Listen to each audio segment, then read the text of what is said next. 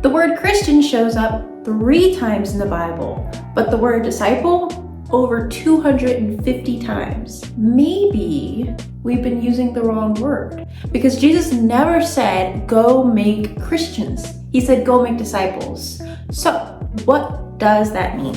When you accepted Christ into your heart, that moment forward, you are called to be a disciple of Christ. The Greek word for disciple is mathetes, meaning student, follower, or learner. The basic concept of discipleship is you are not supposed to be a Christian on your own. You are not supposed to learn Christianity, change old patterns, and align yourself with Christ on your own. It's quite nearly impossible, and you will always find yourself going backwards. That is why Christ says many times in the Bible, follow me, imitate my ways. But in order to do that, you must learn from him. That is what it means to be a disciple. So here's what discipleship is not. Discipleship is not leading yourself in the faith. It is not believing all the right things and being a good person. It is not how often you attend church, and if you specifically attend church on Easter or Christmas. It is not reading one Bible verse every single day,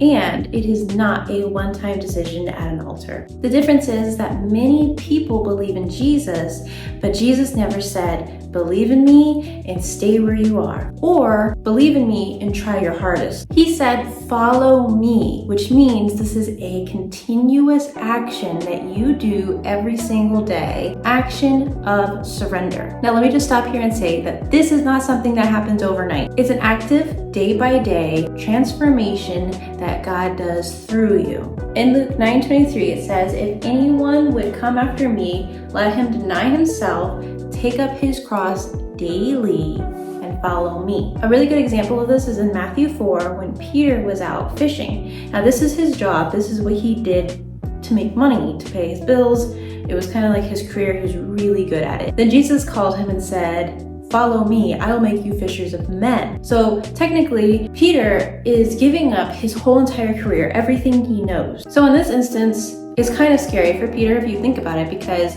he's giving up his whole entire livelihood. This is what he's been doing forever, and now he's following something completely different. But that's what God calls each and every person to do, to let go and step into the unknown. God will pluck out things in your life that no longer belong there. God is working on each and every one of us every single day of our life. It is just a matter of us surrendering to let him do the work through us. It is not something we do on our own. The cost of discipleship is denying yourself, holding to the teaching that you've been taught in the Bible. It eventually shows through your life, and you can see this when you no longer do some of the old patterns that you used to do, and it is marked by love. So how do you become a disciple? The first thing that you should do is use your handbook. So this is our instruction guide, the Bible. You should read this every single day. As a matter of fact, when you go to make decisions, this should be your guide. And as you're doing that, the second thing that makes a disciple is obedience, following God's word. It does no good to read the Bible if you don't apply it. The third thing is community. You shouldn't do this alone, and you also shouldn't isolate yourself. Someone else to help you along. And the last thing is being teachable. You don't have to be perfect, you just have to be willing. Discipleship is a journey, a lifelong journey, day by day, but over time you will start to understand and you will see yourself conforming to the ways of Christ instead of your old ways. Guys, that is all for this video. If you are new, please subscribe. If you have any questions, also leave a comment. And remember, Jesus did not call us to be comfortable. He called us to be his disciples.